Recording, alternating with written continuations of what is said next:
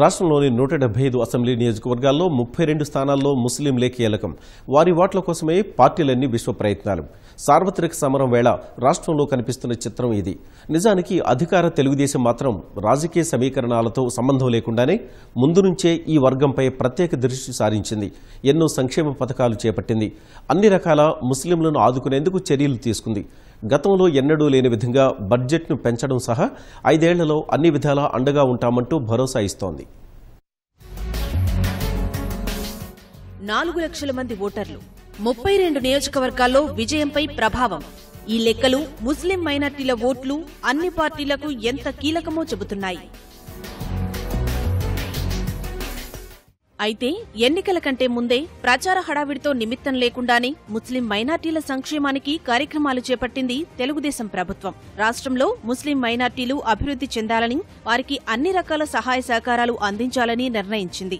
అందులో భాగంగా గతంలో ఎన్నడూ లేనంతగా 200 కోట్లు ఉన్న మైనార్టీల బడ్జెట్ 1000 కోట్ల రూపాయలకు పెంచింది చంద్రబాబు ప్రభుత్వం.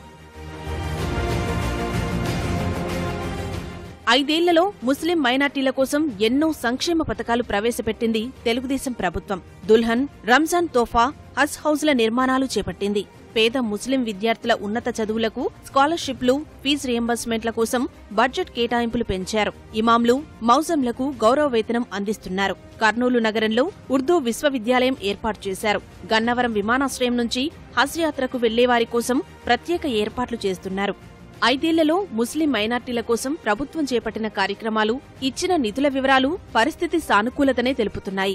జీఎఫ్ఎక్స్ ఇన్ గతంలో ఎప్పుడూ లేని విధంగా బడ్జెట్లో 3600 కోట్లు కేటాయింపులు చేశారు. ఏపీఎస్ ఎంఎఫ్సీ, ఏపీఎస్ సీఎంఎఫ్సీ సంస్థల ద్వారా 47,678 మందికి 265 కోట్ల విలువైన ప్రయోజనం కలిగింది. మైనార్టీ ఫైనాన్స్ కార్పొరేషన్ ద్వారా 50,000 నుంచి 1,00,000 వరకు రుణాలు మంజూరు చేస్తున్నారు. రంజాన్ పండుగకు 11.25 లక్షల ముస్లిం కుటుంబాలకు చంద్రన్న రంజాన్ తోఫా అందించారు.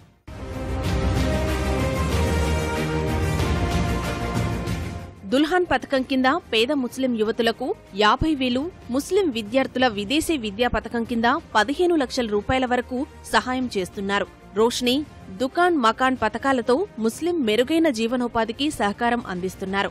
యువతకు కుట్టు మిషన్ల ద్వారా శిక్షణ ఇస్తూ ఉపాధి కల్పిస్తున్నారు. ఇమాంలకు 5,000, మౌజన్లకు 3,000 గౌరవ వేతనాలు ఇస్తున్నారు. కడపలో హజ్ హౌజ్ ను పూర్తి చేసి ఈ మధ్యనే ప్రారంభించారు. విజయవాడలో హజ్ హౌజ్ నిర్మాణ దశలో ఉంది. కర్నూలులో ఉర్దూ విశ్వవిద్యాలయం, నూర్ భాషా దూదేకుల సమాఖ్య ఏర్పాటు పూర్తయింది. ఉర్దూ పాఠశాలలు, కళాశాలల అభివృద్ధి సహా ఉపాధ్యాయ ఖాళీల భర్తీ చేస్తామని, ముస్లిం యువత ఉపాధి కల్పన, మౌలిక వసతులు, ఆటోనగర్లు ఏర్పాటుకు ముఖ్యమంత్రి చంద్రబాబు హామీ ఇచ్చారు. వక్ఫ్ ఆస్తుల రక్షణ, దర్గాలకు నిధుల కేటాయింపులు, షాదీఖానాల నిర్మాణాలు పూర్తి చేస్తామని, అమరావతిలో ఇస్లామిక్ కల్చరల్ సెంటర్ ఏర్పాటు చేస్తామని తెలిపారు. ఒక దుల్హన్ స్కీమ్ పేద ముస్లిం ఉన్న వాళ్ళకి అండగా నిలబడి ప్రతి ముస్లిం కుటుంబానికి అది షాదీగా ఉంటారు కదా, దుల్హన్ స్కీమ్లో 50,000 జమ చేస్తారు. ఇంకా ఉర్దూ యూనివర్సిటీకి మాకు తెచ్చి చాలా మంచి పని చేశారు. రాజకీయంగా కూడా మైనార్టీలకు 5 సీట్లు ఎమ్మెల్యే సీట్లు ఇవ్వడం జరిగింది.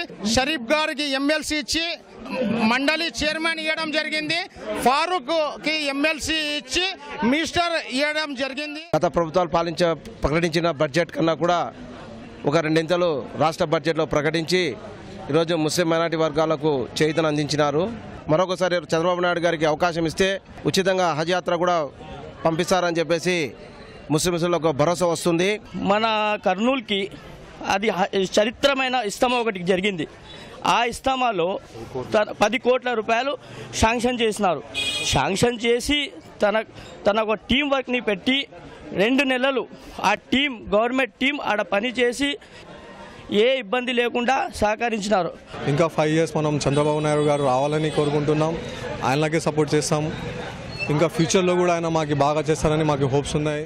రాష్ట్రంలో కర్నూలు, కడప, గుంటూరు తూర్పు, నంద్యాల, నెల్లూరు నగరం, విజయవాడ, పశ్చిమ, రాయచోటి, హిందూపురం, కదిరి, మదనపల్లె, అనంతపురం, తాడిపత్రి, చిలకలూరిపేట, నరసరావుపేట, ఆళ్లగడ్డ, గురజాల, మాచర్ల, పెదకూరపాడు, పొన్నూరు, తెనాలి, బాపట్ల, సత్తెనపల్లి, రేపల్లె, మార్కాపురం, గుంతకల్లు, రాయదుర్గం, ధర్మవరం, ప్రొద్దుటూరు, ఆదోని, శ్రీశైలం, బనగానపల్లె, నందికొట్కూరు నియోజకవర్గాల్లో ముస్లిం మైనార్టీలు ఎక్కువగా ఉన్నారు. వీరిని ఆకట్టుకునేందుకే ఇప్పుడు మిగిలిన పార్టీలు పోటీపడుతున్నాయి. తెలుగుదేశం మాత్రం చేసిన సంక్షేమ, అభివృద్ధి కార్యక్రమాలపై నమ్మకంగా ఉంది. వైకాపా బీజేపీతో జతకట్టిందని, ఫ్యాన్ పార్టీకి ఓటు వేస్తే కమలానికి ఓటు వేసినట్లేనని తెదేపా నేతలు అంటున్నారు. లోపల మీరు టైఅప్ పెట్టుకొని బీజేపీతో టైఅప్ పెట్టుకొని డైరెక్ట్ గా లింక్ ఉంది. ముస్లిం సోదరులు సోదరుమణులు ఆలోచించాలా. ఈరోజు మరి కంప్లీట్గా టైఅప్ అండర్ కరెంటు వాళ్ళతో టైఅప్ పెట్టుకొని చేయడం అనేది చాలా అన్యాయము. సో ప్రజలందరూ కూడా ఎవరు మంచి చేసే వాళ్ళకి మీరు ఓటేస్తేనే కర్నూలు బాగుపడుతుంది. తెలుగుదేశం పార్టీ ముస్లింల కోసం ఎన్నో కార్యక్రమాలను నిర్వహించింది. ఈ మధ్యనే సీఎం ఆధ్వర్యంలో నారా హమారా, టీడీపీ హమారా అనే కార్యక్రమాన్ని చేపట్టి ముస్లిం మైనార్టీలకు మరింత చేరువైంది.